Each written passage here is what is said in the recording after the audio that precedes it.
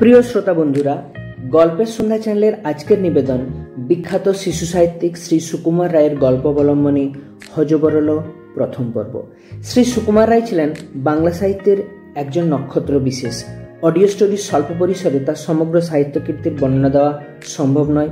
তার হাস্যরসাত্মক গল্প এবং ছড়াগুলি তাকে বাংলা সাহিত্যে অমর করে রেখেছে।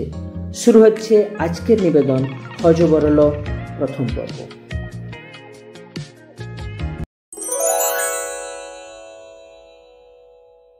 বেজায় গরম, গাছতলায় দিব্যি ছায়ার মধ্যে চুপচাপ শুয়ে আছে, তবু ঘেমে অস্থির। ঘাসের উপর রুমালটা ছিল, ঘাম মুছবার জন্য যেই সেটা তুলতে গিয়েছি অমনি রুমালটা বলল ম্যাও। কি আপদ, রুমালটা ম্যাও করে কেন? চেয়ে দেখি রুমাল তো রুমাল নেই, দিব্যি মোটা সোটা লাল টকটকে একটা বেড়াল গোপ ফুরিয়ে প্যাট প্যাট করে আমার দিকে তাকিয়ে আছে। আমি বললুম, কি মুশকিল, ছিল রুমাল হয়ে গেল একটা বিড়াল। অমনি বেড়ালটা বলে উঠল, মুশকিল আবার কি, ছিল একটা ডিম হয়ে গেল দিব্যি একটা প্যাঁকে হাঁস। এ তো হামেশাই হচ্ছে। আমি খানিক ভেবে বললাম, তাহলে তোমায় এখন কি বলে ডাকবো? তুমি তো সত্যিকারের বেড়াল নও, আসলে তুমি হচ্ছে রুমাল। বেড়াল বলল, বেড়ালও বলতে পারো, রুমালও বলতে পারো, চন্দ্রবিন্দুও বলতে পারো। আমি বললাম, চন্দ্রবিন্দু কেন? শুনে বেড়ালটা তাও জানো না বলে এক চোখ বুজে ফ্যাঁচ ফ্যাঁচ করে বিশ্ব রকম হাসতে লাগলো। আমি ভারী অপ্রস্তুত হয়ে পড়লাম। মনে হলো ওই চন্দ্রবিন্দুর কথাটা নিশ্চয়ই আমার বোঝা উচিত ছিল, তাই থতমত খেয়ে তাড়াতাড়ি বলে ফেললাম, ও হ্যাঁ হ্যাঁ বুঝতে পেরেছি। বেড়ালটা খুশি হয়ে বলল, হ্যাঁ এ তো বোঝাই যাচ্ছে। চন্দ্রবিন্দুর চ, বেড়ালের তালবস্য, রুমালের মা হলো চশমা। কেমন হলো তো? আমি কিছুই বুঝতে পারলাম না, কিন্তু পাছে বেড়ালটা আবার সেই রকম বিশ্রী করে হেসে ওঠে, তাই সঙ্গে সঙ্গে হু হু করে গেলাম। তারপর বেড়ালটা খানিকক্ষণ আকাশের দিকে তাকিয়ে হঠাৎ বলে উঠল, গরম লাগে তো তিব্বত গেলেই পারো। আমি বললাম, বলা সহজ, কিন্তু বললেই তো আর যাওয়া যায় না। বেড়াল বলল, কেন, সে আর মুশকিল কি? আমি বললাম, কি করে যেতে হয় তুমি জানো? বেড়াল একগাল হেসে বলল, তার জানি নে, কলকাতা, ডায়মন্ড হারবার, রানাঘাট, তিব্বত, ব্যাস সিধে রাস্তা, 1.25 ঘন্টার পথ, গেলেই হলো। আমি বললাম, তাহলে রাস্তাটা আমাকে বাদলে দিতে পারো? শুনে বেড়ালটা হঠাৎ কেমন গম্ভীর হয়ে গেল, তারপর মাথা ঢেলে বলল, ওহো, সে আমার কম্ম নয়। আমার গেছো দাদা যদি থাকতো তাহলে সে ঠিক বলতে পারতো। আমি বললাম, গেছো দাদা কি, তিনি থাকেন কোথায়? গেছো দাদা আবার কোথায় থাকবে, কাছেই থাকে। আমি বললাম, কোথায় তার সঙ্গে দেখা হয়? বেড়াল খুব জোরে জোরে মাথা ঢেলে বলল, সেটি হচ্ছে না, সে হবার জো নেই। আমি বললাম, কিরকম? বেড়াল বলল, সে কিরকম জানো? মনে করো তুমি যখন যাবে উলবেড়ে তার সঙ্গে দেখা করতে, তিনি তখন থাকবেন মতিহারি। যদি মতিহারি যাও তাহলে শুনবে তিনি আছেন রামকৃষ্ণপুর। আবার সেখানে গেলে দেখবে তিনি গেলেন কাশিম বাজার। কিছুতেই দেখা হবার জো নেই। আমি বললাম, তাহলে তোমরা কি করে দেখা করো? বেড়াল বলল, সে অনেক হাঙ্গামা। আগে হিসেব করে দেখতে হবে দাদা কোথায় কোথায় নেই, তারপর হিসেব করে দেখতে হবে দাদা কোথায় কোথায় থাকতে পারে, তারপর দেখতে হবে দাদা এখন কোথায় আছে, তারপর দেখতে হবে সেই হিসেব মতো যখন সেখানে গিয়ে পৌঁছবে তখন দাদা কোথায় থাকবে, তারপর দেখতে হবে। আমি তাড়াতাড়ি বাধা দিয়ে বললাম, সে কিরকম হিসেব? বেড়াল বলল, সে ভারী শক্ত, দেখবে কিরকম। এই বলে সে একটা লাঠি দিয়ে ঘাসের উপর লম্বা আঁচড় কেটে বলল, এই মনে করো গেছো দাদা। বলেই খানিকক্ষণ গম্ভীর হয়েই চুপ করে বসে রইল। তারপর আবার ঠিক তেমনি আঁচড় কেটে বলল, এই মনে করো তুমি। বলে ঘাড় বেঁকিয়ে চুপ করে রইল। তারপর হঠাৎ আবার একটা আঁচড় কেটে বলল, এই মনে করো চন্দ্রবিন্দু। এমনি করে খানিকক্ষণ কিভাবে আর একটা করে লম্বা আঁচড় কাটে আর বলে, এই মনে করো তিব্বত। এই মনে করো গেছো বৌদি রান্না করছে। এই মনে করো গাছের গায়ে একটা ফুটো।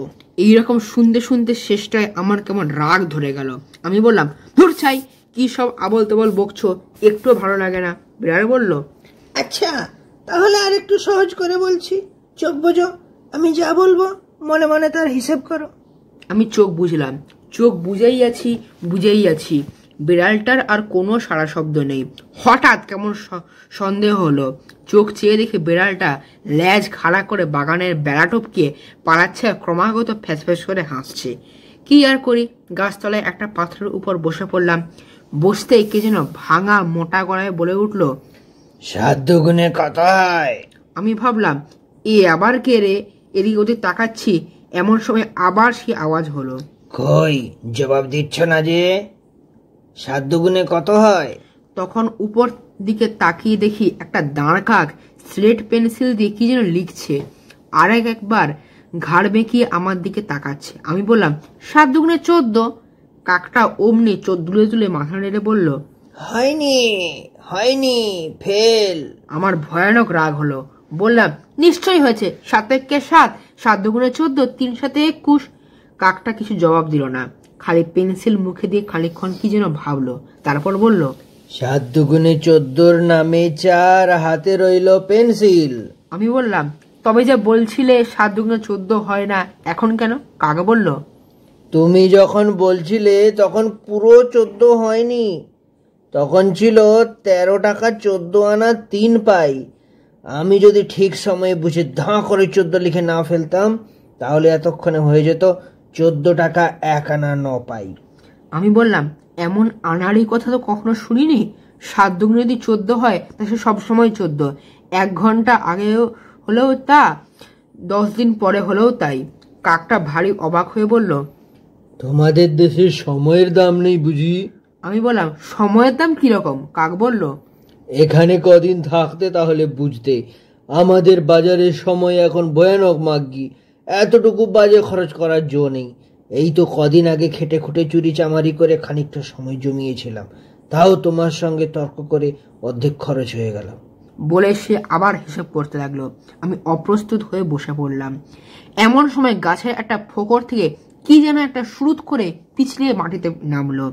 চেয়ে দেখি 1.5 হাত লম্বা এক বুড়ো, তার পা পর্যন্ত সবুজ রঙের দাড়ি, হাতে একটা হুঁকো, তাতে কলকে টলকে কিচ্ছু নেই, আর মাথা ভরা টাক, টাকের উপর খড়ি দিয়ে কে যেন কি সব লিখেছে। বুড়ো এসেই খুব ব্যস্ত হয়ে হুঁকোতে 2-1 টান দিয়ে জিজ্ঞাসা করলো, কই হিসেবটা হলো? কাক খানিক এদিক ওদিক তাকিয়ে বলল, এই হলো বলে। বুড়ো বলল, কি আশ্চর্য, 19 দিন পার হয়ে গেল, এখনো হিসেবটা হয়ে উঠল না। কাক 2-4 মিনিট খুব গম্ভীর হয়ে পেন্সিল চুষলো, তারপর জিজ্ঞাসা করলো, কতদিন বললে? বুড়ো বলল, 19। কাক অমনি গলা উঁচিয়ে হেঁকে বলল, লাগ লাগ লাগ 20। বুড়ো বলল, 21। কাক বলল, 22। বুড়ো বলল, 23। কাক বলল, 23.5। ঠিক যেন নিলেম ডাকছে। ডাকতে ডাকতে কাকটা হঠাৎ আমার দিকে তাকিয়ে বলল, তুমি ডাকছো না যে? আমি বললাম খামোকা ডাকতে যাবো কেন? বুড়ো এতক্ষণ আমায় দেখেনি, হঠাৎ আমার আওয়াজ শুনে সে বন বন করে 8-10 পা ঘুরে আমার দিকে ফিরে দাঁড়ালো। তারপর হুঁকোটাকে দূরবীনের মতো করে চোখের সামনে ধরে অনেকক্ষণ আমার দিকে তাকিয়ে রইল। তারপর পকেট থেকে কয়েকখানা রঙিন কাঁচ বের করে তাই দিয়ে আমায় বারবার দেখতে লাগলো। তারপর কোত্থেকে একটা পুরানো দর্জির ফিতে এনে সে আমার মাম দিতে শুরু করলো আর হাঁকতে লাগলো, খাড়ায় 26 ইঞ্চি, হাতা 26 ইঞ্চি, আস্তিন 26 ইঞ্চি, ছাতি 26 ইঞ্চি, গলা 26 ইঞ্চি। আমি ভয়ানক আপত্তি করে বললাম, এ হতেই পারে না, বুকের মাপও 26 ইঞ্চি, গলাও 26 ইঞ্চি, আমি কি শুয়োর? বুড়ো বলল, বিশ্বাস না হয় দেখো। দেখলাম ফিতে লেখা টেখা সব উঠে গিয়েছে, খালি 26 লেখাটা একটু পড়া যাচ্ছে। তাই বুড়ো যা কিছু মাপে 26 ইঞ্চি হয়ে যায়।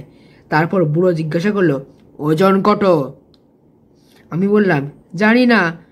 বুড়ো তার 2টো আঙুল দিয়ে আমায় একটুখানি টিপে টিপে বলল, 2.5 আমি বললাম, সে কি পটলার ওজনই তো 21, সে আমার চাইতে 1.5 বছরের ছোট। কাকটা অমনি তাড়াতাড়ি বলে উঠল, সে তোমাদের হিসেব অন্যরকম।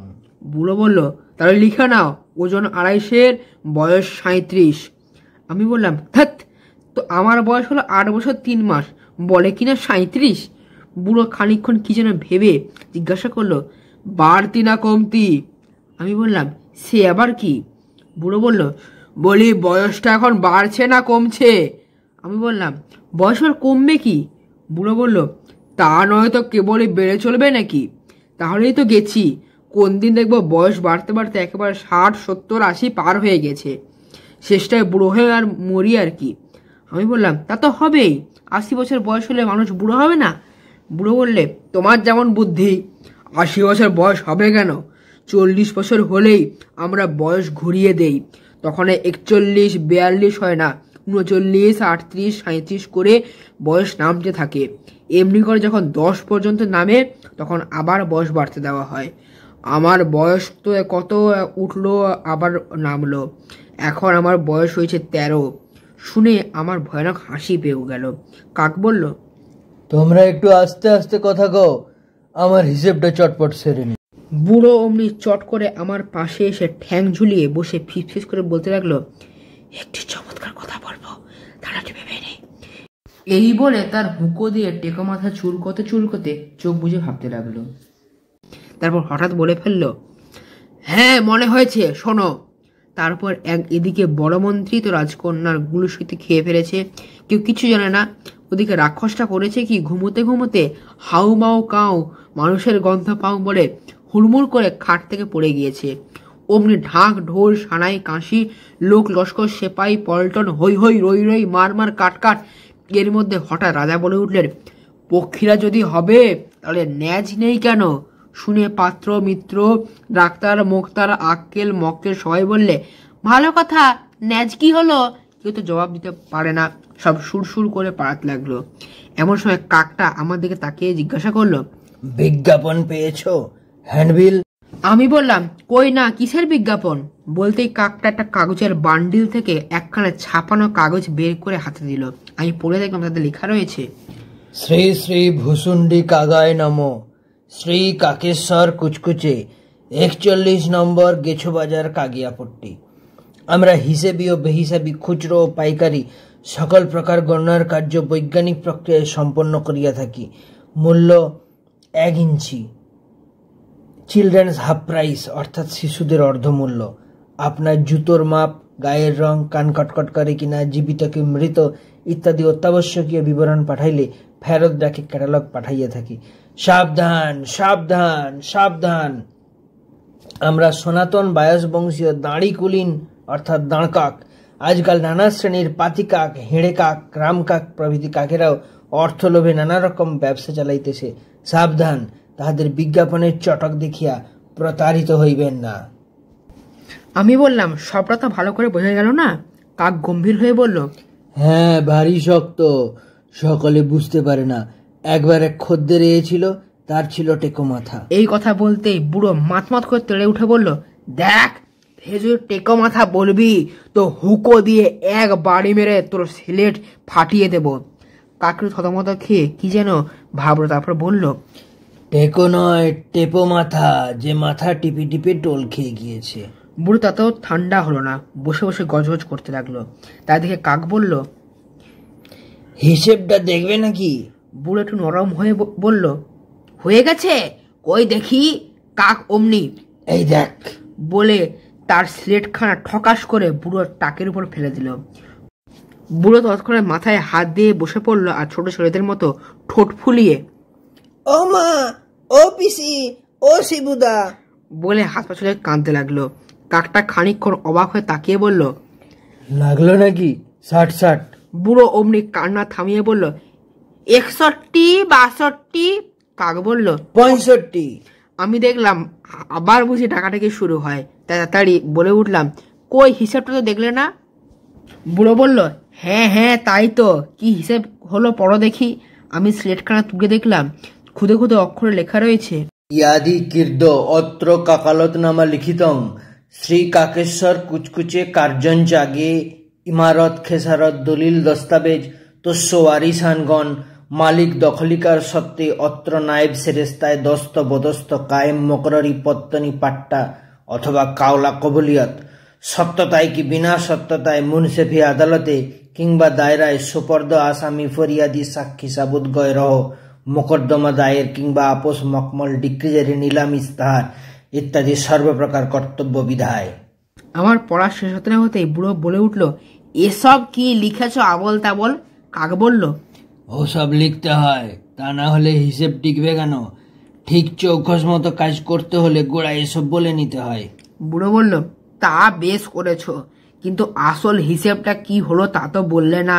কাক বলল, হ্যাঁ, তাও বলা আছে। ওহে, শেষের দিকটা পড়ো তো। আমি দেখলাম শেষের দিকে মোটা মোটা অক্ষরে লেখা রয়েছে 7 দুগুণে 14, বয়স 26 ইঞ্চি, জমা 2 খরচ 37 বৎসর। দেখেই বোঝা যাচ্ছে অঙ্কটা এলসিএমও নয়, জিসিএমও নয়। সুতরাং হয় এটা ত্রৈরাশিকের অঙ্ক, না হয় ভগ্নাংশ। পরীক্ষা করে দেখলাম 2.5 হচ্ছে ভগ্নাংশ, তাহলে বাকি 3টে হলো ত্রৈরাশিক। এখন আমার জানা দরকার তোমরা ত্রৈরাশিক চাও না ভগ্নাংশ চাও।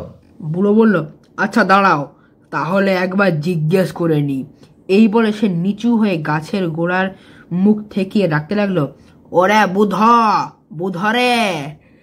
খানিক পরে মনে হলো কে যেন গাছের ভিতর থেকে রেগে বলে উঠল, কেন ডাকছিস? বুড়ো বলল, কাকেশ্বর কি বলছে শোনো। আবার সেই রকম আওয়াজ হলো, কি বলছে? বুড়ো বলল, বলছে ত্রৈরাশিক না ভগ্নাংশ। তীরে উত্তর হলো, কাকে বলছে ভগ্নাংশ, তোকে না আমাকে? বুড়ো বলল, তা নয়, বলছে হিসেবটা ভগ্নাংশ চাস না ত্রৈরাশিক। একটুক্ষণ পরে জবাব শোনা গেল, আচ্ছা ত্রৈরাশি দিতে বলো। বুড়ো গম্ভীরভাবে খানিকক্ষণ দাড়ি হাতলালো, তারপর মাথা নেড়ে বলল, বুধটার যেমন বুদ্ধি, ত্রৈরাশিক দিতে বলবো কেন? ভগ্নাংশটা খারাপ হলো কিসে? না হে কাকেশ্বর, তুই ভগ্নাংশটাই দাও। কাক বলল, তাহলে 2.5 গোটা সের দুটো বাদ দিলে রইল ভগ্নাংশ আধশের। তোমার হিসেব হলো আধশের। আধশের হিসেবের দাম পড়ে খাঁটি হলে 2 টাকা 14 আনা, আর জল মেশানো থাকলে 6 পয়সা। বুড়ো বলল, আমি যখন কাঁদছিলাম তখন 3 ফোঁটা জল হিসেবের মধ্যে পড়েছিল। এই নাও তোমার স্লেট, আর এই নাও পয়সা 6টা। পয়সা পেয়ে কাকের মহাফূর্তি। সে টাকডুমাডুম টাকডুমাডুম বলে স্লেট বাজিয়ে নাচতে লাগলো। বুড়ো অমনি আবার তেড়ে উঠল, ফের টাক করছিস, দাঁড়া। ওরে বুধ, বুধরে, শিগগির আয়। আবার টাক বলছে। বলতে না বলতেই গাছের ফোকর থেকে মস্ত একটা পোঁটলা মতো কি যেন হুড়মুড় করে মাটিতে গড়িয়ে পড়ল। চেয়ে দেখলাম একটা বুড়ো লোক একটা প্রকাণ্ড বোঝকার নিচে চাপা পড়ে ব্যস্ত হয়ে হাত পা ছুড়ছে। বুড়োটা দেখতে অবিকল এই হুকোওয়ালা বুড়োটার মতো। হুকোওয়ালা কোথায় তাকে টেনে তুলবে না, সে নিজেই পোঁটলার উপর চড়ে বসে, অর বলছি, শিগগির অর বলে ধাই করে তাকে হুঁকো দিয়ে মারতে লাগলো। কাক আমার দিকে চোখ মটকিয়ে বলল, বুঝতে পারছো? উধোর বোঝা বুধোর ঘাড়ে। এর বোঝা ওর ঘাড়ে চাপিয়ে দিয়েছে, এখন ও আর বোঝা ছাড়তে চাইবে কেন? এই নিয়ে রোজ মারামারি হয়। এই কথা বলতে বলতে চেয়ে দেখি বুধ তার পোঁটলা শুদ্ধ উঠে দাঁড়িয়েছে। দাঁড়িয়ে সে পোঁটলা উঁচিয়ে দাঁত কর্ম করে বলল, তবে রে স্টুপিড উধো। উধো আস্তিন গুটিয়ে হুঁকো বাগিয়ে হুঙ্কার দিয়ে বলল, তবে রে লক্ষ্মী ছাড়া বুধ। কাক বলল, লেগে যা, নারদ নারদ। অমনি ঝটাপট খটাপট দুম দাম ধপাধপ। মুহূর্তের মধ্যে চেয়ে দেখে উধো চিৎপাত হয়ে হাঁপাচ্ছে, আর বুধো ছটফট করে টাকে হাত বুলাচ্ছে। বুধো কান্না সরে করলো, ওরে ভাই উধো রে, তুই এখন কোথায় গেলি রে? উধো কাঁদতে লাগলো, ওরে হায় হায়, আমাদের কি হলো রে? তারপর দুজনে উঠে খুব খানিক গলা ঝাড়িয়ে কেঁদে আর খুব খানিক কোলাকুলি করে দিব্যি খোশ মেজাজে গাছের ফোকরের মধ্যে ঢুকে পড়লো। তাই দেখে কাকটাও তার দোকানপাট বন্ধ করে কোথায় যেন চলে গেল। আমি ভাবছি এই বেলা পথ খুঁজে বাড়ি ফেরা যাক। এমন সময় শুনে পাশে একটা ঝোপের মধ্যে কিরকম শব্দ হচ্ছে, যেন কেউ হাসতে হাসতে আর কিছুতেই হাসি সামলাতে পারছে না। উকি মেরে দেখি একটা জন্তু, মানুষ না মাদর, পেঁচা না ভূত ঠিক বোঝা যাচ্ছে না, খালি হাত পা ছুঁড়ে হাসছে আর বলছে, এই গেল গেল, নাড়ি ভুড়ি সব ফেটে গেল। হঠাৎ আমায় দেখে সে একটু দম পেয়ে উঠে বলল, ভাগ্যিস তুমি এসে পড়লে, তা না হলে আর একটু হলেই হাসতে হাসতে পেট ফেটে যাচ্ছিল। আমি বললাম, তুমি আমার সাংঘাতিক রকম হাসছো কেন? জন্তুটা বলল, কেন হাসছি শুনবে? মনে করো পৃথিবীটা যদি চ্যাপ্টা হতো আর সব জল গড়িয়ে ডাঙায় এসে পড়তো, আর ডাঙার মাটি সব ঘুলিয়ে প্যাচপেচে কাদা হয়ে যেত, আর লোকগুলো সব তার মধ্যে ধপাধপ আছাড় খেয়ে পড়তো, তাহলে হো হো হো হো হো হো। এই বলে সে আবার হাসতে হাসতে লুটিয়ে পড়ল। আমি বললাম, কি আশ্চর্য, এর জন্য তুমি এত ভয়ানক করে হাসছো? সে আবার হাসি থামিয়ে বলল, না না, শুধু এর জন্য নয়, মনে করো একজন লোক আসছে, তার এক হাতে কুলপি বরফ আর এক হাতে সাজিমাটি, আর লোকটা কুলফি খেতে গিয়ে ভুলে সাজিমাটি খেয়ে ফেলেছে। হো হো হো হো হো, হা হা হা হা হা। আবার হাসির পালা। আমি বললাম, কেন তুমি এইসব অসম্ভব কথা ভেবে খামাকা হেসে হেসে কষ্ট পাচ্ছ? সে বলল, না না, সব কি আর অসম্ভব? মনে করো একজন লোক টিকটিকি পোষে, রোজ তাদের নাইয়ে খাইয়ে শুকোতে দেয়। একদিন একটা রাম ছাগল এসে সব টিকটিকি খেয়ে ফেলেছে। হো হো হো হো হো হো। জন্তুরা রকম সকম দেখে আমার ভারী অদ্ভুত লাগলো। আমি জিজ্ঞাসা করলাম, তুমি কে, তোমার নাম কি? সেখানে ভেবে বলল, আমার নাম হিজি বিজবিজ, আমার নাম হিজি বিজবিজ, আমার ভাইয়ের নাম হিজি বিজবিজ, আমার বাবার নাম হিজি বিজবিজ, আমার পিসের নাম হিজি বিজবিজ। আমি বললাম, তার চেয়ে সোজা বললেই হয় তোমার গোষ্ঠী শুদ্ধ সবাই হিজি বিজবিজ। সে আবার খানিক ভেবে বলল, তা তো নয়, আমার মামার নাম তকাই, আমার মামার নাম তকাই, আমার খুড়োর নাম তকাই, আমার মেসোর নাম তকাই, আমার শ্বশুরের নাম তকাই। আমি ধমক দিয়ে বললাম, সত্যি বলছো না বানিয়ে? জন্তুটা কেমন থতমত খেয়ে বলল, না না, আমার শ্বশুরের নাম বিস্কুট। আমার ভয়ানক রাগ হলো। তেলে বললাম, একটা কথা বিশ্বাস করি না। অমনি কথা নেই বার্তা নেই ঝোপের আড়াল থেকে মস্ত একটা দাড়িওয়ালা ছাগল হঠাৎ উঁকি মেরে জিজ্ঞাসা করলে, আমার কথা হচ্ছে বুঝি? আমি বলতে চাচ্ছিলাম না, কিন্তু কিছু না বলতে সে তরতর করে বলে যেতে লাগলো, তা তোমরা যতই তর্ক করো, এমন অনেক জিনিস আছে যা ছাগলে খায় না। তাই আমি একটা বক্তৃতা দিতে চাই, তার বিষয় হচ্ছে ছাগলে কিনা খায়। এই বলে সে হঠাৎ এগিয়ে এসে বক্তৃতা আরম্ভ করলো। হে বালক বৃন্দ এবং স্নেহের হিজি বিজবিজ, আমার গলায় ঝুলানো সার্টিফিকেট দেখেই তোমরা বুঝতে পারছো যে আমার নাম শ্রী ব্যাকরণ সিং, BA, খাদ্য বিশারদ। আমি খুব চমৎকার ব্যয় করতে পারি, তাই আমার নাম ব্যাকরণ। আর সিং তো দেখতেই পাচ্ছ। ইংরেজিতে লিখবার সময় লিখি BA, অর্থাৎ ব্যয়। কোন কোন জিনিস খাওয়া যায় আর কোনটা কোনটা খাওয়া যায় না তা আমি সব নিজে পরীক্ষা করে দেখেছি, তাই আমার উপাধি হচ্ছে খাদ্য বিশারদ। তোমরা যে বলো পাগলে কিনা বলে ছাগলে কিনা খায়, এটা অত্যন্ত অন্যায়। এই তো একটু আগে ওই হতভাগাটা বলছিল যে রাম ছাগল টিকটিকি খায়। এটা একেবারে সম্পূর্ণ মিথ্যে কথা। আমি অনেক রকম টিকটিকি চেটে দেখেছি, ওতে খাবার মতো কিচ্ছু নেই। অবশ্যই আমরা মাঝে মাঝে এমন অনেক জিনিস খাই যা তোমরা খাও না, যেমন খাবারের ঠোঙা, কিংবা নারকেল ছোবড়া, কিংবা খবরের কাগজ, কিংবা সন্দেশের মতো ভালো ভালো মাসিক পত্রিকা। কিন্তু তা বলে মজবুত বাঁধানো কোনো বই আমরা কখনো খাই না। আমরা কচ্ছিত কখনো লেপ কম্বল কিংবা তোষক বালিশ এসব একটু আধটু খাই বটে, কিন্তু যারা বলে আমরা খাট পালং কিংবা টেবিল চেয়ার খাই তারা ভয়ানক মিথ্যেবাদী। যখন আমাদের মনে খুব তেজ আসে তখন শখ করে অনেক রকম জিনিস আমরা চিবিয়ে কিংবা চেখে দেখি, যেমন পেন্সিল, রাবার কিংবা বোতলের ছিপি, কিংবা শুকনো জুতো, কিংবা ক্যাম্বিসের ব্যাগ। শুনেছি আমার ঠাকুর দাদা একবার ফুর্তির চোটে এক সাহেবের আধখানা তাঁবু প্রায় খেয়ে শেষ করেছিলেন, কিন্তু তা বলে ছুরি কাঁচি কিংবা শিশি বোতল এসব আমরা কোনোদিন খাই না। কেউ কেউ সাবান খেতে ভালোবাসে, কিন্তু সেসব নেহাত ছোট ছোট বাজে সাবান। আমার ছোট ভাই একবার এক আস্ত বারসব খেয়ে ফেলেছিল। বলে ব্যাকরণ সিং আকাশের দিকে চোখ তুলে ব্যা ব্যা করে ভয়ানক কাঁদতে লাগলো। তাতে বুঝতে পারলাম যে সাবান খেয়ে ভাইটির অকাল মৃত্যু হয়েছে। হিজি বিজবিজটা এতক্ষণ পড়ে পড়ে ঘুমোচ্ছিল। হঠাৎ ছাগলটা বিকট কান্না শুনে সে হাউমাউ করে ধর্মড়িয়ে উঠে বিষম টিসম খেয়ে একেবারে অস্থির। আমি ভাবলাম বোকাটা মরে বুঝি এবার, কিন্তু একটু পরেই দেখি সে আবার তেমনি হাত পা ছুড়ে ফ্যাক ফ্যাক করে হাসতে লেগেছে। শুনছিলেন বিখ্যাত শিশু সাহিত্যিক শ্রী সুকুমার রায়ের গল্প অবলম্বনে হযবরল প্রথম পর্ব। গল্পটি ভালো লাগলে অবশ্যই লাইক শেয়ার কমেন্ট করবেন, চ্যানেলটি সাবস্ক্রাইব করতে ভুলবেন না। আবার আমরা হাজির হব আরও একটি দুর্দান্ত গল্প নিয়ে। আজকের মতো বিদায়। ভালো থাকুন, সুস্থ থাকুন, আমাদের চ্যানেলের সঙ্গে জুড়ে থাকুন। ধন্যবাদ।